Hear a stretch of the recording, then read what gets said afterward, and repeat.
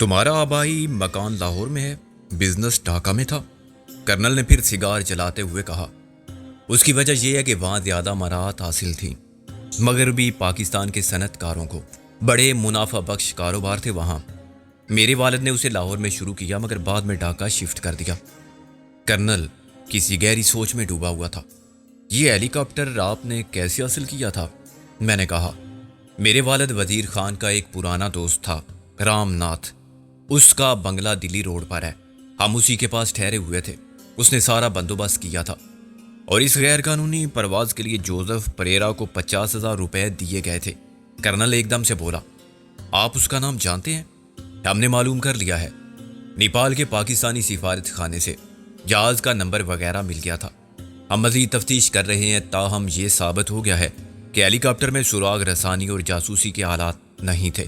سفارت خانے کے حوالے پر میرا دل ڈوبنے لگا تھا کہ شاید کرنل نے ہمارے بارے میں ہمارے کچھ بتانے سے قبل ہی سب کچھ معلوم کر لیا ہوگا۔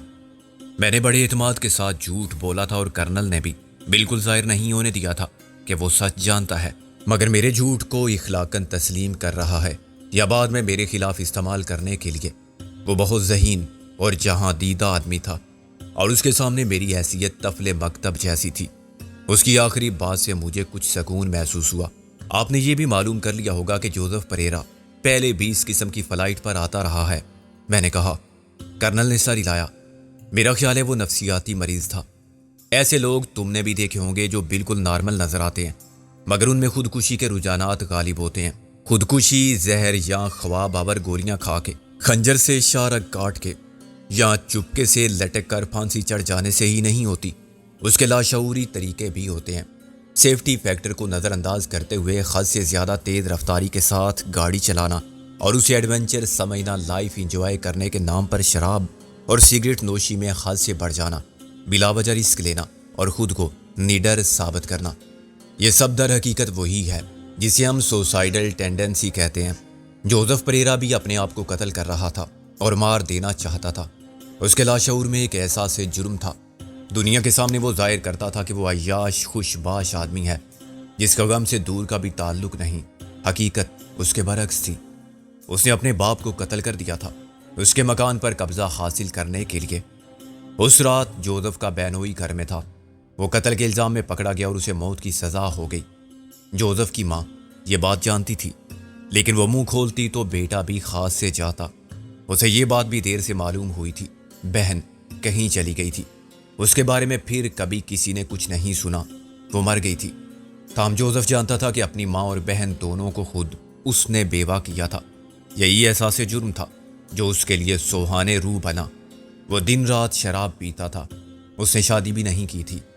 2 سال تک وہ موت کے کنویں میں موٹر سائیکل چلاتا رہا تھا اور 2 بار حادثے کا شکار بھی ہوا لیکن بچ گیا۔ ایک بار 100 کلومیٹر کی رفتار پر گاڑی چلاتے ہوئے اس کی کار کے بریک فیل ہو گئے اور وہ سامنے سے آنے والے ٹرک میں گھس گیا، مگر آدمی خوش قسمت تھا، یا سمجھ لو کہ اس کی موت کا مقرر وقت دور تھا، وہ پھر بچ گیا۔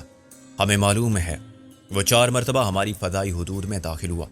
ایک بار اس نے ہمیں جھوٹ بول کے ڈاج کیا، ایک بار وہ عین سرحد پر مسافروں کو اتار کر بھاگ گیا، دوبارہ وہ نشانہ چوک جانے کے باعث نکل گیا، لیکن آخر وہ اپنی جان لینے میں کامیاب رہا۔ میں دم بخود بیٹھا تھا، رابعہ کا رنگ اڑ گیا تھا۔ کرنل جعفری نے جوزف پریرا کی پوری زندگی کو ہمارے سامنے کھلی کتاب کی طرح رکھ کے ثابت کر دیا تھا کہ اس کی معلومات کس حد تک مکمل ہو سکتی ہیں اور وہ کتنے وقت میں اپنے وسائل کو بروے کار لا کے جھوٹ اور سچ کا تفصیلی پوسٹ مارٹم کر سکتا ہے۔ وہ لاہور کا رہنے والا بھی تھا، یا وہ مجھے اشارہ دے رہا تھا کہ میں اس سے جھوٹ نہ بولوں؟ میں نے کہا، کرنل جعفری، یہ سب آپ اتنے کم وقت میں کیسے معلوم کر سکتے ہیں؟ ہمارے وسائل ہیں ینگ مین، ہم اپنا کام پیشہ ورانہ مہارت اور پرفیکشن کے ساتھ کرتے ہیں۔ اگر آپ لاہور کے رہنے والے ہیں تو آپ S S P Zamin Rizvi صاحب سے بھی واقف ہوں گے۔ ہو yes, he was a fine man, colonel Jafri نے کہا۔ آپ نے civil and military gazette building میں واقع رابعہ کاری اینڈ کمپنی کا دفتر بھی دیکھا ہوگا۔ وہ بلڈنگ تو ظاہر ہے مال پر ہے، مگر مجھے کبھی کسی لیگل فرم کی خدمات کی ضرورت نہیں پڑی۔ وہ مسکرایا۔ تاہم مجھے معلوم ہے ایک خاتون بیرسٹر تھیں، ان کی رہائش گڑی شو میں تھی، کراؤن سینما کے سامنے، اور ان کا مکان غالباً دھماکے سے تباہ کر دیا گیا تھا عین اسی دن جس دن ان کی والدہ کی تدفین تھی۔ وہ میں ہی تھی کرنل جعفری، رابعہ نے بڑی مشکل سے کہا اور پھر میری طرف دیکھ کر بولی، سکندر انہیں سب معلوم ہوگا۔ میں نے اپنے ماتھے پر خفت کا پسینہ محسوس کیا۔ کرنل جعفری، آپ جانتے ہیں کہ میں نے جھوٹ بولا تھا۔ یس، تم نے جھوٹ کو سچ کے ساتھ ملا کے پیش کیا تھا۔ اس نے شاید 10ویں بار سگار جلایا۔ ڈھاکہ میں تمہاری فیکٹری کی کہانی غلط تھی، یہ ہم جانتے ہیں کہ تم کس طرح ڈھاکہ پہنچے تھے اور کیوں۔ میرا خیال ہے کہ بہت سے لوگوں کو معلوم ہوگا، اخبارات میں بھی بہت کچھ چھایا تھا پہلے، تو بعد میں کچھ انڈین پریس نے رپورٹ کیا، تم سب کی تصویریں بھی شائع ہوئی تھی اور کچھ MRS کا نام بھی آیا تھا۔ میں شرم سے پانی پانی ہو گیا۔ اس کے ساتھ ہی وہ سب خوف اور اندیشوں کے آسیب نمودار ہو گئے جو میرے ماضی کی گرد میں گم ہو گئے تھے۔ خاموشی کے ایک طویل وقفے کے بعد میں نے کہا، اب مجھے کیا سمجھنا چاہیے کرنل جعفری؟ کیا میں زیر حراست ہوں؟ زیر حراست؟ Of course not. کیا جرم کیا ہے تم نے؟ کرنل جعفری بولا، میرے نزدیک تم نے اس جنگ میں حصہ لیا تو کوئی غلطی نہیں کی۔ یو سی، ہم سب حالات اور واقعات کو اپنی اپنی نظر سے دیکھتے ہیں، اپنا اپنا نقطۂ نظر رکھتے ہیں، زندگی کے ہر شعبے میں، خواہ وہ معاشرتی ہو یا سیاسی۔ چنانچہ یہ جو کچھ میں اپنی دانست میں اپنی سوچ کے مطابق کرتا ہوں اور اسے صحیح سمجھتا ہوں، صحیح اس لیے کہ میرا ضمیر مطمئن ہوتا ہے، وہی دوسرے شخص کے نزدیک غلط ہو سکتا ہے۔ مثال کے طور پر مشرقی پاکستان کے المیہ کو لو، یہ کس کی غلطی تھی؟ فوج کی، سیاست دانوں کی یا بیوروکریسی کی؟ اس نے ابتدا سے حالات کو اس حد تک بگاڑا۔ مستقبل کا مورخ خود فیصلہ کرے گا۔ آج تو ہم سب اس جرم میں برابر کے شریک ہیں اور ہر ایک سے شرمندہ ہیں کہ ہماری جد و جہد رائے گاں گئی۔ جد و جہد ہر سطح پر کی گئی تھی۔ مشرقی پاکستان کے محب وطن عوام نے اپنے طور پر مزاحمت کی تھی۔ And to cut the long story short, قصہ مختصر، it is all over now, سب ہمارے ماضی کا حصہ بن گیا۔ ہم ایک جذباتی قوم ہیں۔ حقیقت جب خود اپنا وجود تسلیم کراتی ہے تو ہم مانتے ہیں، اس سے پہلے ہم خواب کی باتیں کرتے ہیں یا اپنے شاندار ماضی کے حوالوں سے دل بہلاتے ہیں۔ اب ضروری ہے کہ ہم اس باب کو بند کر دیں۔ ایک دوسرے پر الزام تراشی سے کیا حاصل ہوگا؟ مزید انتشار، عدم اعتماد کی فضا۔ اس سے کہیں بہتر ہوگا اگر اپنے اپنے طور پر ہم اپنی غلطیوں، کوتاہیوں کا جائزہ لیں، صرف جائزہ لینے کے لیے نہیں، اس لیے کہ ہم سے یہی غلطیاں پھر سرزد نہ ہوں۔ بے شک انسان خطا کا پتلا ہے، ہم دوسری غلطیاں کریں گے۔ وہ یکلخت خاموش ہو گیا۔ اس کا چہرہ اندرونی کرب، ذہنی اذیت کے جذبات سے تاریک ہو رہا تھا۔ ہر سچے پاکستانی کی طرح وہ دکھی تھا اور اس کی زبان سے ادا ہونے والا ہر لفظ حقیقت کی آتش فشاں کا لاوا تھا۔ اب رات ہو گئی تھی۔ رابعہ نے اٹھ کے لائٹ جلانے کی کوشش کی مگر کمرہ تاریک رہا۔ سوری، ہم یہاں جنریٹر استعمال کرتے ہیں، روشنی کے لیے نہیں، کام کے لیے، کرنل جعفری نے کہا۔ یہاں بجلی پہنچی ہی نہیں، میں چائے بھی منگواتا ہوں اور موم بتی بھی۔ اس نے بیٹ مین کو آواز دی جو شاید دروازے کے قریب ہی اٹینشن کھڑا ہوا تھا۔ وہ آرڈر پر سیلیوٹ مار کے اور یس سر کہہ کے چلا گیا۔ یہاں سپلائی بڑا مشکل کام ہے اور بہت مہنگا، پھر بھی ہمیں کبھی کسی چیز کی کمی محسوس نہیں ہوتی سوائے بیوی بچوں کے۔ تو وہ ایک سپاہی کے لیے کوئی خاص بات نہیں۔ ہم یہاں ایک فیملی کی طرح رہتے ہیں۔ یہاں کسی پرتکلف ضیافت کا اہتمام تو نہیں کیا جا سکتا، پھر بھی رات کو ڈنر پر تم ہمارے مہمان خصوصی ہو۔ میں نے کہا، کرنل جعفری، میں پہلے ہی بہت شرمندہ تھا۔ آپ نے میری عزت نفس کو بحال کیا اور مجھے اس درجہ اعتماد عطا کیا، اپنائیت دی، یقین دیا۔ میں آپ کا شکریہ ادا کیسے کروں؟ ضرورت شکریہ کی نہیں ینگ مین، احتیاط کی ہے۔ تم کیوں خود کو اتنا محفوظ سمجھنے لگے ہو؟ تمہارا کیا خیال ہے جو پہلے تمہارے دشمن تھے وہ اب دوست ہو گئے ہیں اور تمہارے شایان شان استقبال کے لیے چشم برا ہیں؟ کرنل جعفری نے کہا، بے شک جو میری طرح سوچتے ہیں اور تمہارے جذبہ حب الوطنی کے معترف ہیں ان سے تمہیں کوئی خطرہ نہیں، مگر جو پہلے بدخواہ تھے کیا وہ تمہیں معاف کر دیں گے؟ تمہیں الزامات سے بری کر دیں گے؟ میرا اشارہ کس کی طرف ہے تم سمجھ رہے ہو نا؟ میں بالکل سمجھ رہا ہوں اور آپ کی بات نے میری آنکھیں کھول دی ہیں۔ جو مجھے پہلے نظر نہیں آ رہا تھا اب صاف نظر آ رہا ہے۔ میں نے کہا، یہ بھی آپ کا احسان ہے کہ آپ نے مجھے خبردار کر دیا۔ پرانے شکاری نیا جال بھی بچھا سکتے ہیں اور تم کو پرانے جال میں بھی گرفتار کر سکتے ہیں، کرنل جعفری نے کہا، جس کو تم بھولے ہوئے تھے۔ یو آر ویری رائٹ، مجھے بہت محتاط ہونے کی ضرورت ہے ورنہ میں پھر مشکل میں پڑ سکتا ہوں، میں نے سوچتے ہوئے کہا۔ پہلے حالات کا جائزہ لے لو، دیکھو خطرہ ہے یا نہیں، اور تم کس حد تک محفوظ ہو، کرنل نے کہا۔ اس کے بعد کچھ کرو، میں نے کہا۔ آپ کی اس مشورے نے مجھے بچا لیا، ورنہ میں تو لاہور پہنچ کے اپنی آمد کا اعلان ڈھول بجا کے کرتا۔ اب میں خاموشی سے رازداری کے ساتھ دوستوں اور دشمنوں کی نیت اور ارادے کو دیکھوں گا۔ بیٹ مین ناک آؤٹ کر کے آیا اور چائے رکھ کر چلا گیا۔ جانے سے پہلے اس نے 2 موم بتیاں جلا کے رکھ دیں۔ رابعہ نے کمرے کی کھڑکیاں بند کر دیں کیونکہ رات کے ساتھ ہی سردی پھر بڑھ گئی تھی۔ میں اور کرنل کچھ دیر باتیں کرتے رہے۔ میں نے اسے خاصی اختصار کے ساتھ اپنے ساتھ پیش آنے والے واقعات بتائے۔ وہ دلچسپی سے سنتا رہا۔ اب ہمارے درمیان دوستانہ اعتماد کا رشتہ قائم ہو گیا تھا اور کوئی حجاب نہیں رہا تھا۔ چنانچہ میں نے کوئی بات نہیں چھپائی۔ 8 بجے وہ جانے کے لیے اٹھا۔ کھانا ہم 9 بجے کھائیں گے۔ رابعہ نے جھجکتے ہوئے کہا۔ کرنل صاحب، میرا لباس؟ اس نے ایک کہکا مارا۔ It is all right. وہاں میرے علاوہ صرف 3 افسر ہوں گے میرے کمرے میں۔ میجر شفیق سے تم مل چکے ہو، باقی 2 جونیئر افسر ہیں، ایک کیپٹن اور ایک لیفٹیننٹ۔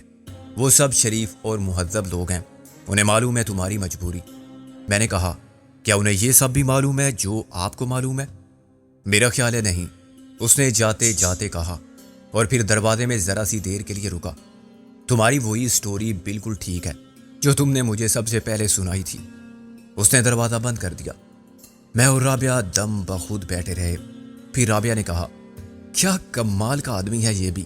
اب پھر مجھے یقین آیا کہ خدا کیسے ہماری حفاظت کر رہا ہے۔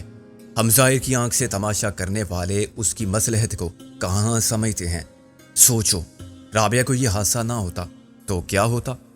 ہم چھپتے چھپاتے لاہور یا پنڈی پہنچ جاتے۔ جو بات مجھے کرنل جعفری نے سمجھائی وہ تو میرے ذہن میں دور دور تک نہ تھی۔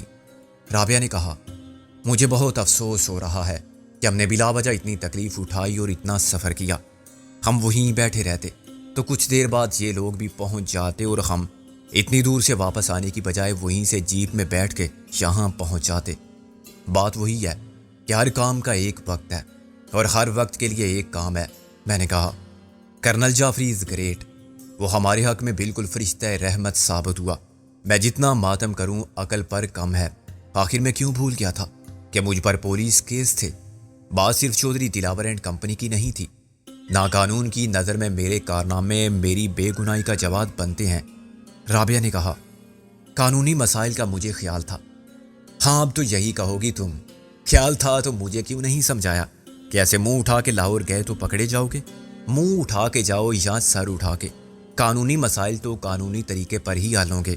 رابعہ نے کہا، کیا تم نہیں جانتے کہ تم پر اپنے والد کے پارٹنر میر شرافت علی کے قتل کا الزام تھا؟ تم ضمانت پر رہا ہوئے تھے اور بھاگ گئے تھے۔ چھوٹے موٹے مقدمات کو چھوڑو۔ میں نے کہا، تم ٹھیک کہتی ہو، جب تک میرے والد کا اصل قاتل نہیں پکڑا جاتا اور میں میر شرافت علی کے قتل کے الزام سے بری نہیں ہوتا، میں نہ سکندر اعظم ہوں نہ MRS کا چیف گیٹ ہوں۔ میں ایک عام مفرور مجرم ہوں۔ تختہ دار آج بھی میرے انتظار میں ہے۔ اب اتنا پریشان ہونے کی ضرورت بھی نہیں، میں اور منظر مل کے سب ٹھیک کر لیں گے۔ رابعہ نے کہا، اور سب ٹھیک ہونے تک میں کیا کروں؟ جیل میں قوالی گاؤں؟ بابا، ضمانت پھر ہو جائے گی تمہاری۔ مجھے بابا کہہ رہی ہو؟ داڑھی صاف کرنے کے بعد بھی؟ کیا میں تم سے عمر میں اتنا زیادہ بڑا ہوں، بوڑھا ہو گیا ہوں کہ تم مجھے بابا کہہ کے مخاطب کرو؟ میں نے میز پر مکہ مارا۔ میز ٹوٹ گئی تو سرکاری املاک کو نقصان پہنچانے کا کیس بھی بن جائے گا۔ رابعہ بولی۔ میں نے کہا، ایک بات بتاؤں، اس مردانہ لباس میں تم بہت قیامت لگ رہی ہو۔ بیچارے فوجی بعد میں بھی تمہیں تصور میں دیکھتے رہیں گے اور ٹھنڈی آہیں بھرتے رہیں گے کہ ایک رات کو ایک سے کوئی پری آئی تھی۔ چلو اب فضول ڈائلاگ بازی مت کرو، رابعہ نے تھوڑا سا شرما کے کہا۔ ٹھیک 9 بجے ہم کرنل کے کمرے میں تھے۔ میجر شفیق نے اپنے باقی ساتھیوں کا تعارف کرایا۔ وہ سب سینئر افسران کی موجودگی میں کچھ کم بول رہے تھے، مگر ان کا رویہ انتہائی دوستانہ تھا۔ کرنل ہم سے مذاق کرتا رہا، بھائی یہ جو کالج گرل ٹائپ لڑکی ہے نا، یہ بار ایٹ لا ہے، اس کے سامنے کوئی ایسی ویسی بات مت کر دینا، قانونی مسئلہ بن جائے گا، لاہور ہائی کورٹ سے نوٹس آ جائے گا۔ اور ایک راز کی بات بتاؤں جو میں جانتا ہوں، پہلے چھپا لی تھی مجھ سے انہوں نے، سب اخلاقاً ان سے۔ میرا دل بیٹھ سا کیا وہ سب کے سامنے میرا راز فاش کرے گا؟ یہ بھی مسٹر اور مسز نہیں ہیں، کرنل نے رازداری سے کہا، لیکن بہت جلد ہو جائیں گے۔ انہوں نے وعدہ کیا ہے ہمیں مدعو کیا جائے گا۔ ہم سب وش کرتے ہیں کہ وہ مبارک دن جلد آئے۔ جعفری نے کہا تھا کہ ان کی سپلائی محدود ہے، مگر اس دعوت کے انتظام سے ایسا نہیں لگتا تھا، کیونکہ ٹیبل پر انواع و اقسام کے کھانے موجود تھے۔ یہ سب کسی شہر سے سپلائی ہوتا تھا اور اسٹور کیا جاتا تھا۔ انہیں پکانے والا باورچی بھی ماہر تھا۔ ان کے ساتھ پاکستانی کھانوں میں شامی کباب تھے، بنی ہوئی مرغی اور کھیر بھی تھی۔ کھانے کے بعد بالکل تازہ اور بہت اعلیٰ قسم کے مالٹے پیش کیے گئے اور آخر میں کافی۔ اس کے باوجود کرنل جعفری معذرت کرتا رہا کہ وہ دعوت کا خاطر خواہ انتظام نہ کر سکے، اور فوجی زندگی میں یہاں بس اتنی ہی عیاشی کی گنجائش تھی۔ جتنا اس نے انکسار کا مظاہرہ کیا اتنی ہی ہمیں شرمندگی ہوئی۔ صاف ظاہر تھا کہ انہوں نے اپنے راشن کا سارا ذخیرہ، جو شاید وہ ایک ہفتہ استعمال کرتے، خماری توازے پر ایک دن میں ختم کر دیا تھا۔ رات کے 11 بجے میجر شفیق ہمیں رخصت کرنے ہمارے کمرے تک آیا۔ کوئی ضرورت ہو تو بتا دو، میں نے کہا۔ اتنا آرام اور اتنی خاطر تواضع تو گھر میں بھی نہیں ہوتی جو آپ لوگوں نے یہاں کی۔ یہ سب تو کچھ نہیں، ہم اتنا ہی کر سکتے تھے۔ سردی یہاں زیادہ ہوگی۔ میں نے 3 کمبل رکھوا دی ہیں۔ کھڑکی دروازے بند رکھنا، ورنہ جنگلی جانور بھی آ جاتے ہیں۔ کمروں میں گھس جاتے ہیں؟ رابعہ نے پوچھا۔ ہاں، 1-2 بار ایسا بھی ہوا، شب بخیر۔ اس کے جانے کے بعد میں نے محسوس کیا کہ ہماری عدم موجودگی میں کمرے کی تلاشی لی گئی تھی۔ شاید یہ دعوت کا اہتمام تھا، اس لیے کہ وہ ہمیں بتائے بغیر اطمینان کر لینا چاہتے تھے۔ معلوم نہیں یہ کام کس نے کیا تھا۔ بظاہر کسی بھی چیز کو نہیں چھیڑا گیا تھا۔ بریف کیس میں پوری رقم موجود تھی۔ کپڑے جو ہم نے اتارے تھے ایک ڈھیر کی صورت میں وہیں پڑے ہوئے تھے جہاں انہیں چھوڑا گیا تھا، مگر اس ڈھیر میں پہلے رابعہ کے کپڑے نیچے تھے، کیونکہ وہ پہلے غسل کر کے نکلی تھی۔ میں بعد میں نہایا تھا اور میں نے وہ میلے کپڑے ان کے اوپر ڈال دیے تھے، مگر اب کسی نے تلاشی لی تھی تو پہلے میرے کپڑے اس کے ہاتھ میں آئے تھے، پھر رابعہ کے، چنانچہ ترتیب الٹ گئی تھی۔ میں نے یہ بات رابعہ کو بتائی تو وہ پریشان ہو گئی۔ کیا انہیں ہم پر شک ہے؟ میں نے کہا، شک ہوتا تو وہ ہماری تلاشی بھی لیتے۔ یہ غالباً ضابطے کی کارروائی ہے، وہ مطمئن ہونا چاہتے تھے۔ اچھا ہوا ریوالور ہم نے اپنے ساتھ رکھے تھے۔ رابعہ بولی، مجھے تو ڈر ہی لگ رہا ہے، اس مہمان نوازی کے پیچھے بھی کوئی بات نہ ہو۔ کیا بات ہو سکتی ہے؟ انشاءاللہ ہم صبح روانہ ہو جائیں گے۔ میں نے کہا، شام تک لاہور میں ہوں گے، ورنہ پنڈی تو پہنچ ہی جائیں گے۔ مجھے نازو اور غالب کی طرف سے تشویش ہے۔ تشویش تو مجھے بھی ہے، مگر ہم کیا کر سکتے ہیں؟ میں نے کہا، ہمارا براہ راست لاہور پہنچنا ٹھیک نہیں۔ محسن اور گل تو کراچی میں ہوں گے، نازو بھی پہلے بھائی کے پاس پہنچے گی، ہم بھی پہلے اکرام شیخ سے مل کے یہاں کے حالات کی رپورٹ لیں گے۔ میں نے کہا، ابھی تو سو جاؤ، کل دیکھی جائے گی۔ میں نے پھونک مار کے موم بتی بجھا دی، پھر اندھیرے میں لیٹ کر میں باہر کی اور اندر کی آوازیں سنتا رہا۔ یہاں بھی ہر طرف گیدڑ چلا رہے تھے۔ یونٹ میں کہیں جنریٹر چل رہا تھا اور اس کی آواز دور سے آنے والے جہاز کی طرح محسوس ہوتی تھی۔ مجھے گزشتہ رات یاد آ گئی جب ہم ایک برفانی دشت کی ویرانی میں سرگرداں تھے اور ہم نے پوری رات ایک چٹان کے نیچے آگ جلا کے سوتے جاگتے کاٹی تھی۔ مجھے مستقبل کا خیال بھی پریشان کر رہا تھا۔ کرنل جعفری نے مجھے بروقت خبردار کر دیا تھا اور میں یہ سوچنے پر مجبور ہو گیا تھا کہ کیا اپنے وطن پہنچ کر بھی میں اجنبی بن کر رہوں گا؟ کیا مجھے اپنا نام اور اپنی شناخت بدل کے اور چھپ کر زندگی گزارنی ہوگی؟ رابعہ اور منظر میرے قانونی مسائل سے نمٹنے کے لیے پہلے بھی موجود تھے، مگر دلاور، استاد پیڈرو، حاجی عبداللہ اور ان کی آواری قانون کو کہاں خاطر میں لاتے تھے؟ ان کے سب دندے غیر قانونی تھے اور آج بھی ہوں گے۔ کیا وہ مجھے چین سے بیٹھنے دیں گے؟ نہ جانے کب مجھے نیند نے آ لیا۔ تھکن سارے خیالات پر غالب آ گئی اور میں سویا تو میری آنکھ صبح اس وقت کھلی جب رابعہ نے مجھے جھنجھوڑ کے بیدار کیا۔ میں نے کملوں سے سر نکال کر دیکھا تو پونچھ کر رہ گیا اور میری آنکھیں پوری کھل گئیں۔ رابعہ زنانہ کپڑوں میں تھی اور یہ کپڑے زیادہ قیمتی نہیں تھے، مگر اس کے جسم پر سج رہے تھے۔ اس کا یہ روپ میرے لیے بے حد مسحور کن تھا۔ کیا دیکھ رہے ہو؟ اٹھو، 9 بج رہے ہیں۔ یہ کپڑے کہاں سے آئے؟ میں نے پوچھا۔ ہمارے میزبانوں نے بھجوائے تھے۔ میں نے بیٹ مین سے نہیں پوچھا۔ رابعہ بولی، کہیں سے منگوائے ہوں گے، یہاں تو کسی کی فیملی ہے نہیں۔ میں نے بستر سے نکلتے ہوئے مردانہ فوجی جرمن جرسی پہن لی اور ہاتھ منہ دھونے کے لیے غسل خانے میں گھس گیا۔ وہاں گرم پانی سے بھری ہوئی بالٹی رکھی ہوئی تھی۔ یہاں نہ ٹھنڈے پانی کی لائن تھی اور نہ گرم کی۔ گرم پانی کچن سے فراہم کیا جاتا تھا، ٹھنڈے پانی کے لیے ممکن ہے کوئی ٹیوب ویل ہو۔ میرے جاگنے سے پہلے رابعہ چائے پی چکی تھی، برتن ابھی تک میز پر رکھے ہوئے تھے۔ جب میں باتھ روم سے نکلا تو وہ بیٹ مین کو ناشتے کا آرڈر دے رہی تھی۔ میں نے کہا، کرنل کی طرف سے کوئی پیغام؟ رابعہ نے نفی میں سر ہلایا۔ اس وقت وہ آفس میں ہوگا یا شاید۔ اس کی بات نامکمل رہ گئی۔ کرنل اپنی وردی میں مسکراتا اندر آ گیا۔ Are you ready? اس نے کہا۔ رات نیند کیسی آئی؟ مجھے تو رات کا پتہ ہی نہیں چلا۔ میں نے کہا، ناشتہ اب کریں گے، کیا اس کے بعد ہماری روانگی کے لیے کوئی انتظام ہو جائے گا؟ انتظام تو میں نے کر دیا، وہ بولا۔ ایک جیپ تم دونوں کو کالام پہنچا دے گی، وہاں سے تم سعید و شریف اور مردان پہنچ سکتے ہو۔ ہم اپنی ٹرانسپورٹ اس سے آگے نہیں بھیج سکتے۔ میں نے کہا، یہ بہت کافی ہے۔ رابعہ نے کہا، یہ کپڑے آپ نے کہاں سے حاصل کر لیے؟ یہ میجر شفیق کا بندوبست تھا، اس نے رات کو کسی سے کہا تھا۔ 18 کلومیٹر کے فاصلے پر ایک گاؤں ہے، چھوٹی سی آبادی ہے، وہیں سے منگوائے ہوں گے۔ خیر تم ناشتہ کرو، میں اپنے آفس میں ہوں۔ ناشتے کے بعد ہم باہر نکلے تو بیٹ مین موجود تھا، وہ ہمیں کرنل کے آفس میں لے گیا۔ جیپ بالکل تیار تھی۔ کرنل نے بڑی گرم جوشی کے ساتھ ہمیں خدا حافظ کہا۔ رات کے مقابلے میں وہ کچھ ریزرو تھا، شاید اس کی وجہ یہ تھی کہ یونٹ کے سب جوان دور ہونے کے باوجود ہمیں بڑی دلچسپی سے دیکھ رہے تھے۔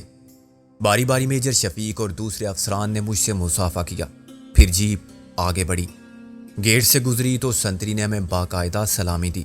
میں نے پلٹ کر دیکھا تو وہ سب اپنے آفس کے باہر کھڑے تھے۔ میں نے انہیں ہاتھ ہلا کے الوداع کہا۔ اگلی سیٹ پر صرف ڈرائیور تھا، میں اور رابعہ پیچھے تھے۔ ہر طرف اجلی دھوپ بکھری ہوئی تھی اور تیزی سے دوڑتی ہوئی جیپ ہمیں اس یونٹ سے دور لے جا رہی تھی۔ آہستہ آہستہ میرے دل میں بیٹھا ہوا خوف، میرے شکوک اور اندیشے پیچھے رہ گئے۔ میں نے رابعہ کی طرف دیکھا، وہ بے حد جذباتی ہو رہی تھی۔ اب تو کوئی شک نہیں رہا تمہیں کہ یہ صرف مہمان نوازی کا جذبہ تھا اور کوئی بات نہ تھی۔ رابعہ بولی، مجھے اپنے آپ سے شرم آ رہی ہے کہ میں نے ایسا سوچا۔ جیپ ڈرائیور ان راستوں سے واقف تھا، 4 راستوں کا کوئی نشان نظر نہ آتا تھا۔ 2 گھنٹے بعد ایک کچی سڑک نمودار ہوئی۔ اس سڑک پر ہم نے مخالف سمت میں جانے والی ایک فوجی گاڑی بھی دیکھی۔ دوپہر گزر گئی اور ایک بار پھر ہم برف سے ڈھکے ہوئے پہاڑوں سے گزرے۔ اس سڑک پر کئی جگہ ہم نے بلڈوزر دیکھے جو سڑک سے برف ہٹانے میں مصروف تھے۔ تیسرے پہر ہم کالام پہنچے تو سعید و شریف جانے والی آخری بس تیار تھی، مگر ہماری وجہ سے روانگی مؤخر کر دی گئی۔ فوجی ڈرائیور ہمیں اتارنے کے بعد سیلیوٹ کر کے رخصت ہوا تو ڈرائیور بھی کچھ مروب ہو گیا۔ اس نے ہمیں اجازت دی کہ ہم چائے پی لیں اور کچھ کھا پی کے آ جائیں۔ چند مسافروں نے واجبی سا احتجاج کیا، مگر وہ سب مقامی لوگ تھے، سوائے ایک غیر ملکی جوڑے کے جو اس موسم میں سوات پہنچا ہوا تھا۔ وہ ہپی تھے اور رائے عامہ ان کے لیے ناپسندیدگی کے جذبات رکھتی تھی۔ ہم واپس آئے تو یہ دیکھ کر حیران ہوئے کہ خصوصی مراعات کے خود ساختہ قانون کے تحت ڈرائیور نے دونوں اگلی سیٹوں کو خالی کرا لیا تھا جن پر وہ غیر ملکی جوڑا براجمان تھا۔ کوئی پاکستانی وی آئی پی ہوتا تو اسے اپنی توہین سمجھتا، مگر انہیں عزت و ذلت کی خاک پرواہ نہ تھی۔ وہ سمجھ گئے تھے کہ پاکستان میں ایسا ہی ہوتا ہے، وی آئی پی کے لیے بس ریل یا جہاز روکے جا سکتے ہیں یا ان کی روانگی مؤخر کی جا سکتی ہے۔ وقت کی پابندی ویسے بھی اس قوم کا شعار نہ تھا اور یہ مائٹ از رائٹ سوسائٹی تھی۔ بس کے پچھلے حصے میں مسافر ٹھونس کر بھر دیے گئے تھے اور جن کے لیے اندر جگہ نہ تھی انہیں اس سردی کے موسم میں کھلی چھت پر بٹھا دیا گیا تھا جہاں وہ براہ راست مخالف ہوا کی زد میں تھے۔ تاہم یہ ایک ایسا معمول تھا جس کے مقامی لوگ عادی تھے۔ ہم آگے والی سیٹ پر ہونے کے باوجود آرام سے نہ تھے کیونکہ بس قدامت کا نمونہ تھی، مگر اس خوشی نے جو اپنے وطن میں اپنے لوگوں کے درمیان پہنچ کے حاصل ہو رہی تھی ہر تکلیف کے احساس کو بے معنی کر دیا تھا۔ بس سعید و شریف پہنچی تو رات ہو گئی۔ بس ڈرائیور نے ہمیں مطلع کیا کہ اب اگلی بس صبح ہی مردان جائے گی۔ ٹورسٹ سیزن میں یہاں چھوٹے بڑے بہت سے ہوٹل کھلے نظر آتے تھے۔ عام لوگ بھی گھروں کے 1-2 کمرے تھوڑی بہت آمدنی کے لیے وقف کر دیتے تھے، مگر موسم سرما میں ادھر کا رخ کوئی نہیں کرتا تھا۔ بس اسٹاپ پر کوئی سواری بھی نہ تھی۔ یہ چھوٹا سا قصبہ تھا جہاں آدمی کہیں بھی پیدل جا سکتا تھا۔ غیر ملکی جوڑا تو شاید اپنی رہائش گاہ کندھوں پر ڈالے پھرتا تھا۔ ان کے سامان میں کیمپ، سلیپنگ بیگ وغیرہ ہوں گے۔ جہاں اچھا لگا وہی خیمہ کھڑا کیا اور بیگ میں ہوا بھر کے سو گئے۔ صبح پھر سب پیک کر کے کندھے پر اٹھایا اور چل پڑے۔ ہمارے لیے قصبے کا واحد ہوٹل چشمے برا تھا. اسے مقامی حالات کے پس منظر میں 3 اسٹار ہوٹل کی حیثیت حاصل تھی اور سیزن میں ان کے ریٹ 4 اسٹار ہوٹل سے کم نہ ہوتے تھے. مگر وہاں الو بول رہے تھے. گول شیشوں کی اینک والے ایک الو نے کاؤنٹر کے پیچھے سے بولنا شروع کیا تو کچھ دیر بعد میں سمجھ گیا کہ وہ انگریزی میں مخاطب ہے اور ہمیں خوش آمدید کہہ رہا ہے. وہ ہوٹل کا مینیجر اور مالک تھا. کمرے تو بہت ہیں سر، مگر آپ کا سامان کہاں ہے؟ میں نے کہا کیسا سامان؟ کھانے پکانے کا یا سوئمنگ کا؟ ہم جہاں جاتے ہیں خالی ہاتھ جاتے ہیں، ایسی صورت میں آپ کو ایڈوانس دینا ہوگا. مینیجر نے کہا. میں نے اس کی نظر بچا کے بریف کیس میں سے 1000 روپے نکالے. میرا خیال ہے ایک رات کے قیام کے لیے یہ ضمانت کافی ہوگی. Thank you sir. اتفاق سے ہمارے ہوٹل کا واحد VIP سویٹ خالی ہے. یہ اتفاق موسم سرما میں روز کا معمول ہوگا. میں نے کہا ہم اگرچہ عام لوگ ہیں مگر ایک رات کے لیے VIP بننا پسند کریں گے. VIP سویٹ بے حد آرام دہ اور 2 کمروں پر مشتمل تھا. ان میں سے ایک میں بیڈ روم تھا اور دوسرا مہمانوں کو ریسیو کرنے کا کمرہ. اسی حصے میں کھانے کی میز بھی موجود تھی. ہر چیز پر گرد کی تہ جمی ہوئی تھی. ہمارے اندر قدم رکھتے ہی ایک بے حد مستعد ملازم نے اس دھول کو جاننا شروع کیا تو دھول کمرے کی فضا میں اڑنے لگی اور کچھ دیر بعد وہیں بیٹھ گئی. میں نے ملازم سے کہا بس کرو، باقی گرد سانس کے ساتھ اندر چلی جائے گی. یہ بتاؤ کھانے کے لیے کیا ملے گا؟ 8 بجے تک بازار میں سب کچھ ملے گا سر. نان، روٹی، دال، سبزی، گوشت اور چپلی کباب. ہوٹل کا کچن تو بند ہے، سیزن نہیں ہے. 8 بجنے ہی والے تھے. میں نے اسے بازار دوڑایا کہ نان اور چپلی کباب لے آئے. ہوٹل میں چائے تو ملے گی؟ چائے ملے گا. اس نے کہا ہم بھی پیے گا. جب وہ چلا گیا تو رابعہ نے مجھے مطلع کیا. اگر تم غسل کرنا چاہو تو باتھ روم میں مائع برف موجود ہے. تم ایک مگ بھر کے سر پر ڈالو گے تو ایسی حالت میں جم جاؤ گے کہ کسی ڈانسر کا مجسمہ نظر آؤ گے اور مجھے اصلی حالت میں لانے کے لیے سٹوو پر گرم کرنا پڑے گا. میں نے کہا تھینک یو، مجھے یہ آخری غسل منظور نہیں.